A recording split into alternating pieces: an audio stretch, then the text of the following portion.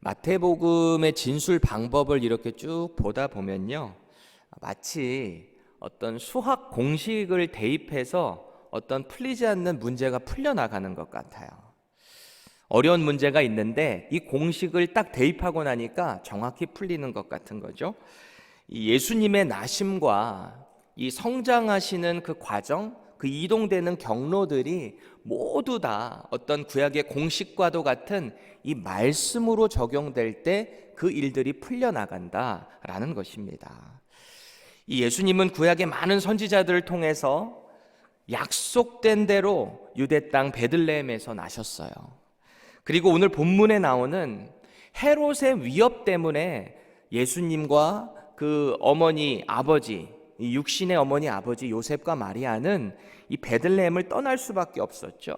그래서 애굽으로 도망가야만 하는 오늘 본문의 이 긴박한 상황 역시 모두 하나님의 계획 가운데, 말씀 가운데 그대로 의도적으로 성취되었다라는 것을 마태가 강조하고 있는 것입니다. 오늘 본문의 내용은 이래요. 앞서 동방박사들이 아기 예수님을 찾아가서 경배했잖아요. 그런데 꿈 가운데 주의 사자가 나타나서 이 동방박사들에게 헤롯을 만나지 말고 돌아가라는 명령을 받았어요. 그래서 이들은 헤롯과 약속을 해서 아기 예수께 경배하고 자기에게도 알리기로 약속했는데 헤롯을 만나지 않고 예루살렘을 돌아서 고국으로 돌아가게 됩니다. 그 내용과 오늘 맞물려서 본문이 시작되고 있는데 13절 보세요. 역시 주의 사자가 요셉의 꿈에도 나타나요. 그래서 지시를 하는데 이 헤롯 대왕이 아기 예수님의 생명을 찾고 있으니까 그 베들레헴에 머물러 있지 말고 애굽으로 빨리 피신하라는 거예요.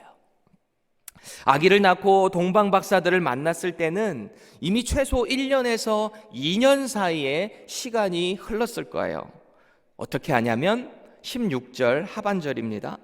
박사들에게 자세히 알아본 그때를 기준하여 2살부터 그 아래로 다 죽이니, 헤롯이 그 사실을 듣고 동방 박사들이 자신을 만나지 않고 돌아갔다는, 속았다는 사실을 알고 너무너무 화가 나서 알아본 그 이후로 해서 2살 미만으로 다 죽여버린 거예요. 이 끔찍한 사건은 요셉이 가족을 데리고 이미 애굽으로 피신한 이후에 벌어졌겠죠.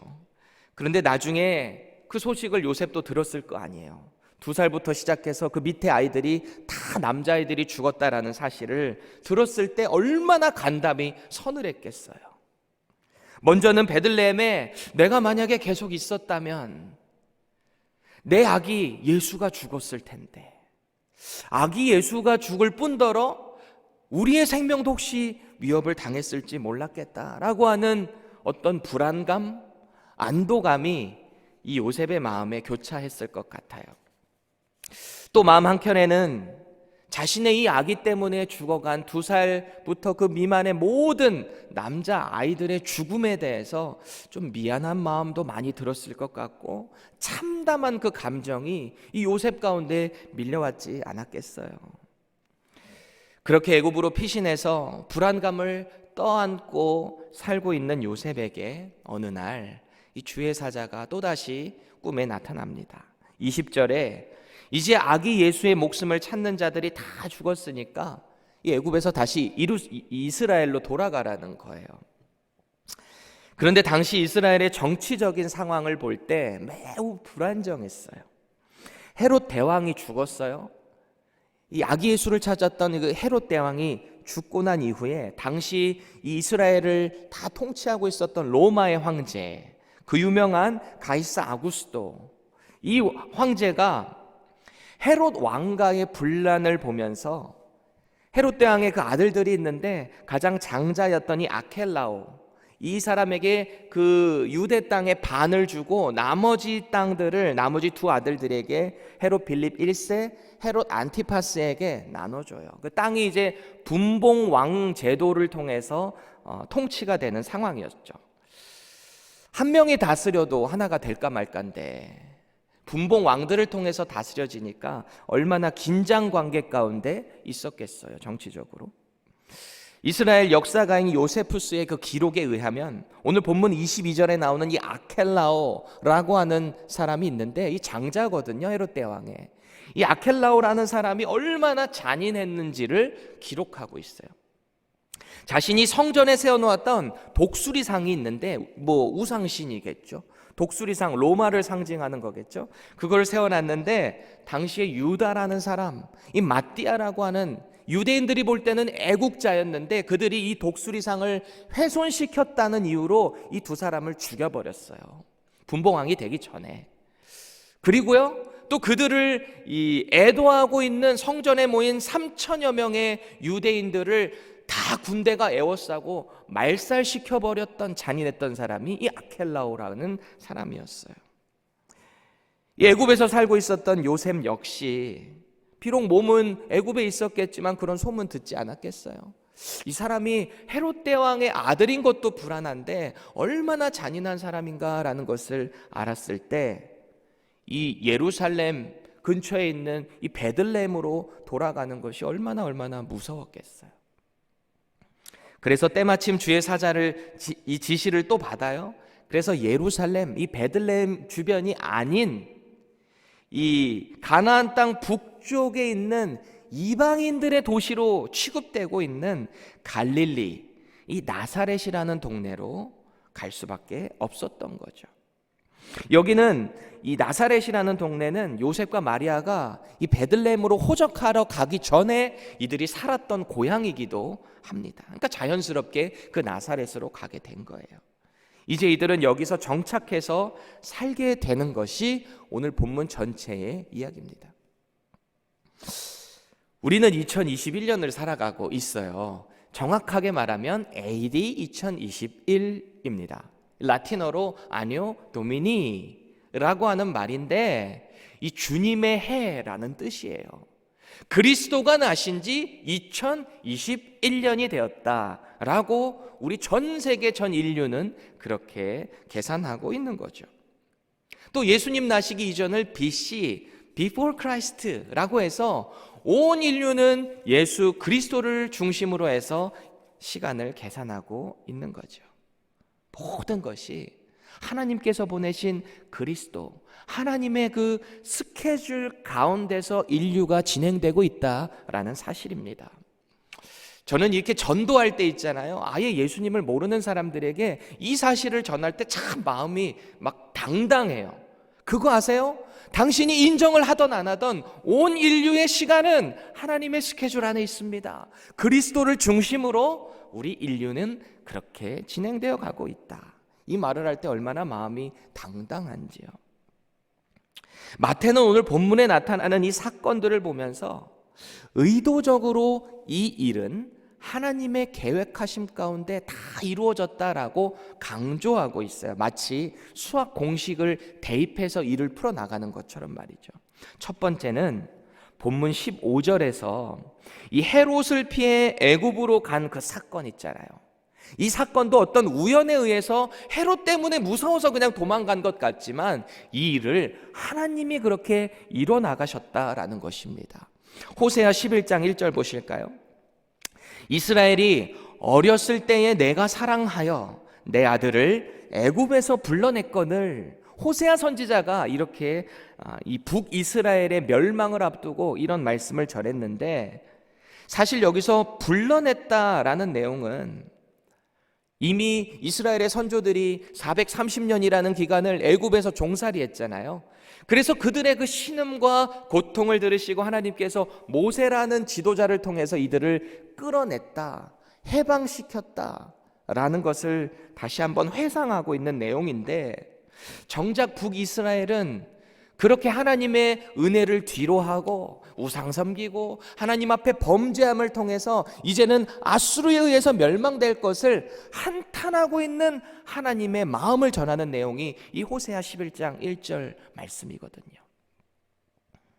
그런데 마태는 오늘 이 말씀을 그대로 인용해 오면서 마치 하나님께서 이스라엘 백성을 구원하셔서 이스라엘로 이 출애굽시키신 것처럼 이제는 참 이스라엘 되시는 예수님을 애굽으로 보내셔서 이 애굽에 계신 예수님을 이스라엘로 다시 불러내시는, 참 인류를 구원하시기 위해 오신 예수님을 구원하시는 그 구원 사건을 대입하고 있는 거예요.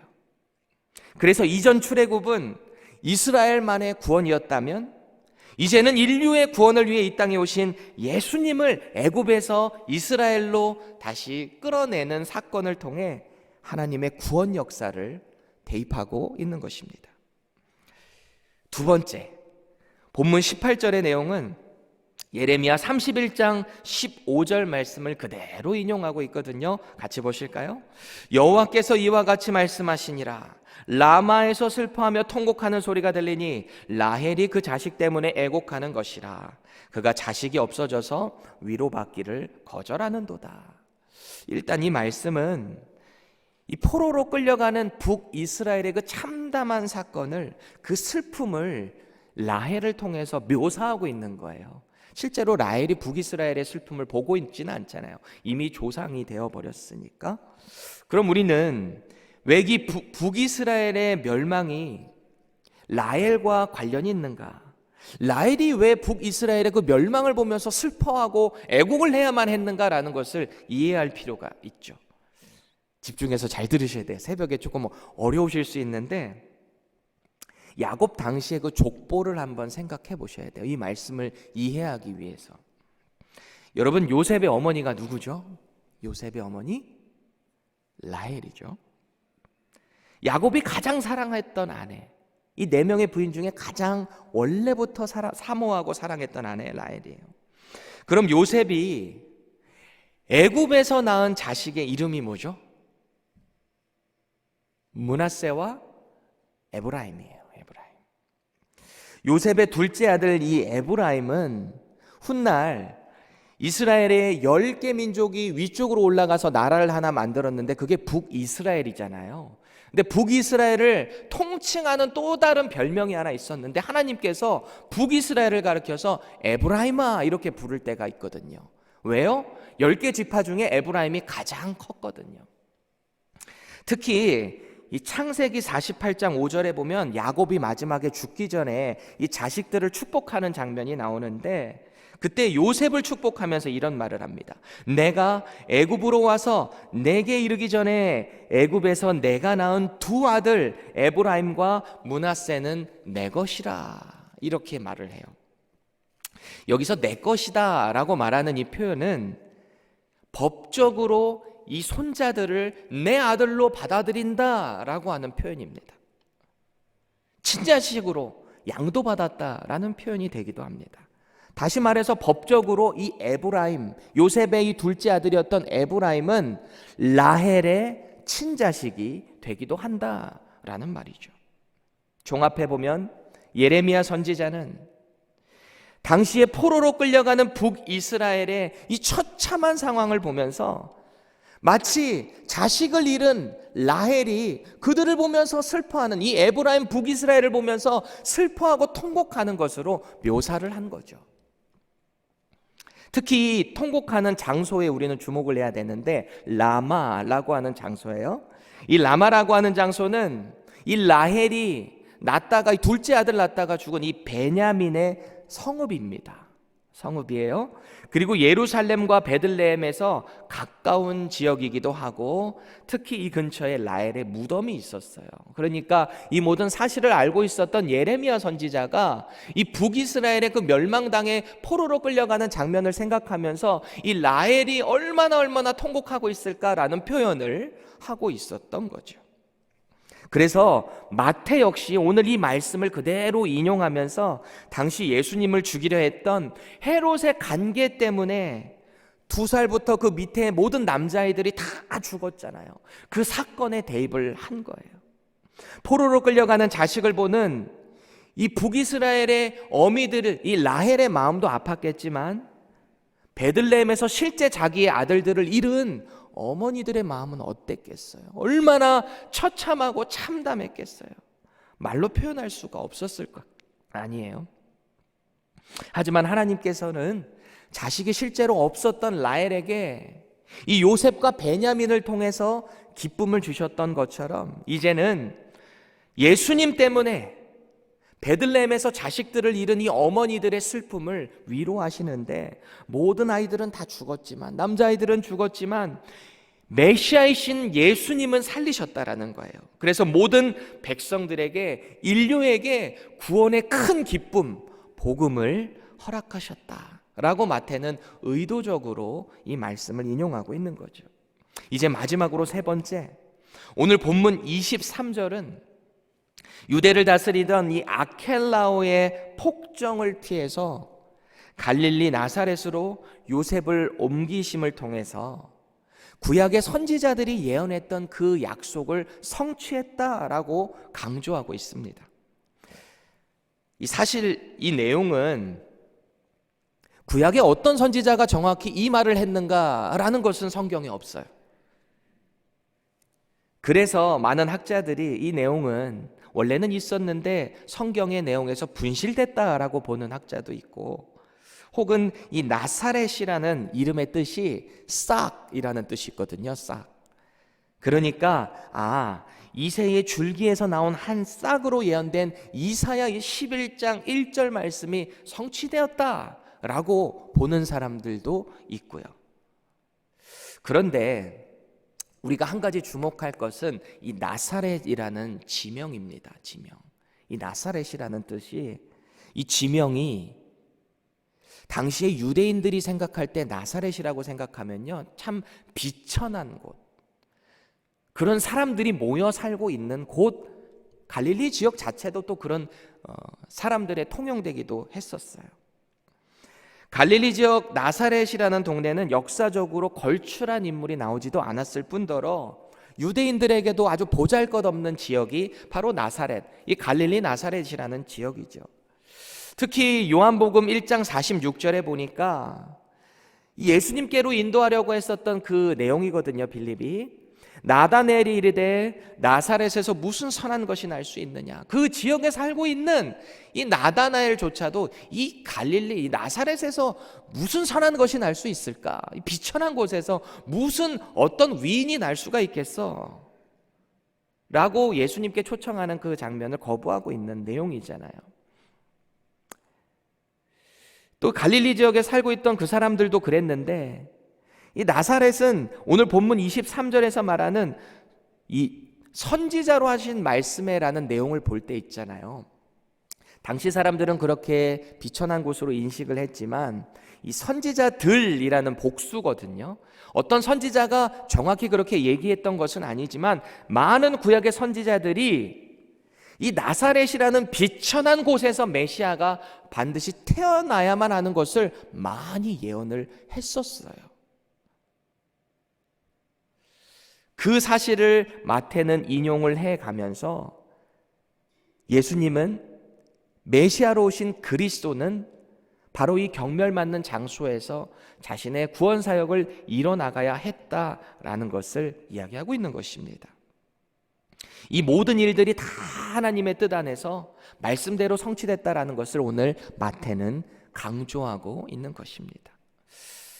여러분, 우리의 인생은 모두 하나님의 뜻 안에서 그분의 약속하심 그대로, 말씀대로 성취되어가는 과정임을 꼭 기억해야 합니다. 유대인이었던 마태가 메시아로 오신 예수님을 소개하게 될 때 그가 주안점으로 둔 것은 그분은 철저히 하나님의 말씀, 그 약속 가운데 이루어지셨다라는 것을 강조하고 있는 거예요. 그래서 15절 하반절 보세요. 이루려 하심이라 라는 표현을 쓰고 있어요. 마지막에 모든 그 약속이 이루어졌다. 18절 하반절 보세요. 이루어졌느니라 또다시 강조를 하고 있는 것입니다. 그리고 23절 하반절에 이루려 함이니라. 우리는 이것에 주목해야 하는 거죠. 어떤 우연한 상황 가운데 이 일들이 이루어진 것 같지만 이 모든 것들이 다 하나님의 말씀을 이루려 하시기 위해 이 일들을 진행하셨다라는 것을 우리는 주목해야 하는 거죠.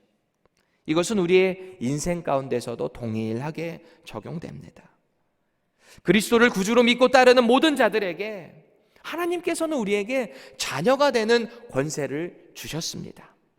하나님의 말씀을 다른 이들에게 전수하고 가르쳐야 하는 사명을 가지고 있는 저와 여러분들에게 예수님께서는 세상 끝날까지 내가 너희와 영원히 함께 할 거야 라고 약속하심을 믿으셔야 합니다.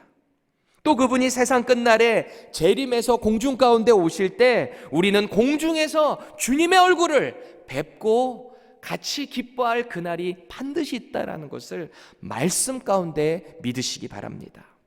여러분이 놀라운 사실이 모두 다 말씀 가운데 성취되어가는 인생의 과정임을 우리는 믿을 때 우리의 인생이 얼마나 파워풀할까요? 어떤 어려움을 만날 때, 슬픔을 만날 때, 혹 어떤 기쁨을 우리가 맞이할 때도 다 이 말씀 가운데 이 일이 성취되어가는 큰 그림 가운데 있다는 것을 우리가 인식하면서 살 때 얼마나 파워풀할까요? 얼마나 기쁠까요? 내가 그 하나님의 스케줄 안에 있다라는 사실, 그 하나님의 도구로 쓰임받고 있다라는 사실을 우리가 인식할 때 얼마나 기쁨이 충만할까요? 인생이 경험하는 기쁨과 슬픔, 절망, 그리고 불확실성 가운데 우리가 혹시 있다 할지라도 하나님의 자녀로 우리는 그 약속을 붙잡고 있기 때문에 흔들림이 없는 것입니다. 하나님은 신실하십니다. 하나님은 오늘도 당신의 말씀 가운데 우리의 인생을 인도하여 주십니다. 오늘도 이 하나님의 신실하신 약속 붙잡고 승리하는 삶을 살아가기를 예수님의 이름으로 간절히 축복드립니다. 기도하겠습니다. 하나님은 신실하십니다.